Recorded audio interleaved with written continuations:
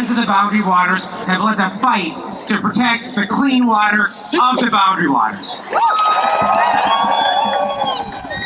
Today, the Boundary Waters is under assault by a Chilean mining conglomerate called Antofagasta. They want to put a toxic copper sulfide mine at the very edge of the Boundary Waters. I say, hands off! Hands off! Antofagasta is owned by billionaires. In fact, it is owned by the wealthiest family in all of South America. Antofagasta has a long rap sheet of corruption, pollution, and abuses of worker and human rights. I want to thank Congresswoman Betty Mccollum for being the leading champion for the Boundary Waters in Congress. Betty McCollum. Thank you, Betty McCollum. Trump and his MAGA cronies in Congress have written federal legislation to give Antofagasta's billionaires a big handout. I have the legislation right here in my hands. Through this legislation, Trump and his cronies want to give our public land to these Chilean billionaires and fast-track their toxic copper sulfide mine. I say, hands off! Hands off! But it gets even worse. I love the echo. We've all seen in recent days how important the courts are for keeping Trump and Elon Musk in check. This legislation would prohibit judges from reviewing the sweetheart deals that Trump and his MAGA cronies are making with these Chilean billionaires. They don't want judges looking at what they're doing because they have something to hide. I say, hands off! Hands off! This legislation is un-American. Woo! This land belongs to you. That's right. Yes. This land belongs to me. Yes. This land belongs to our Anishinaabe brothers and sisters. We have treaty rights.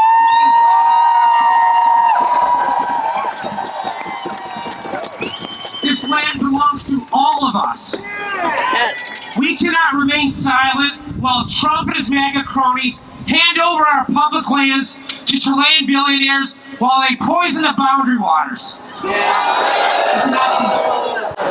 I would not be able to look my grandchildren, Jackson and Oliver, in the eye. And Jackson and Oliver, I know you're out there somewhere in the sea of humanity. I love you. Thank you for being here.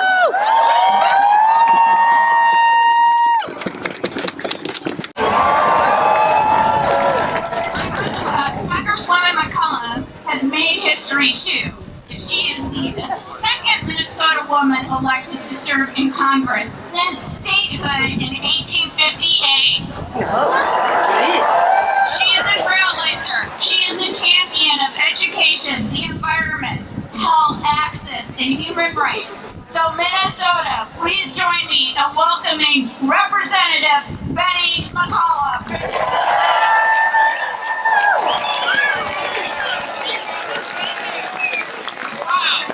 I feel like I've heard from all of you. You've been calling the office. So it's good to see you here today. So we're fighting back on Musk and Trump and their illegal and unconstitutional actions. Democrats, we are fighting back. And the Republicans, they're sitting on their hands, aren't they? Yeah. As Amy was saying, they're getting ready.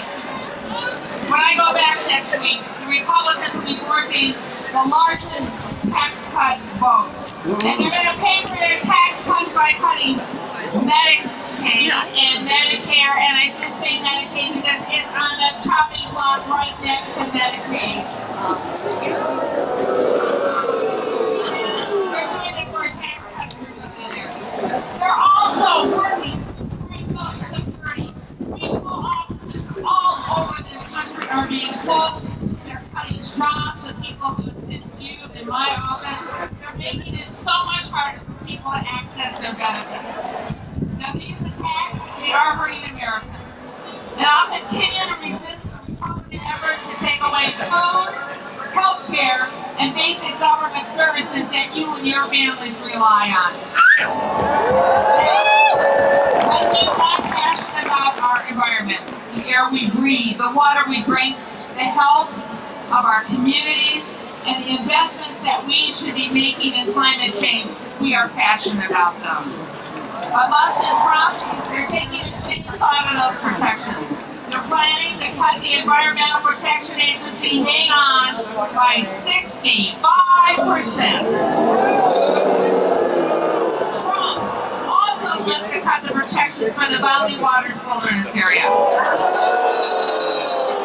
Well, I'm with you, and I'm leading the legislation to make the BWCA protections permanent. We are not going to sit by while Musk and Trump pollutes our air, our water, our land, and takes away our public lands. So today you say, hands off! Hands off! Musk and Trump also plan to cut more than 70,000 Veterans Administration workers. That is 15% of the VA workforce. Already over 2,000 jobs have been eliminated. That's not going to make the VA more efficient. That means cutting doctors and nurses and the important staff, many who are veterans themselves. Make no mistake, this will mean a reduced health care services. It will reduce benefits. And it will make VA wait times longer, not shorter. They also, this, cut medical research in the Department of Defense by over half.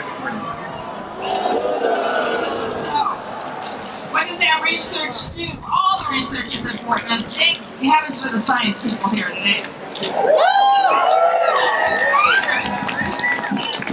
Infectious diseases. And our veterans do not deserve to be treated that way. Our veterans served our country with honor, and the government owes them two things, just two things: a debt of gratitude for their service, and the benefits and the health care that they earned.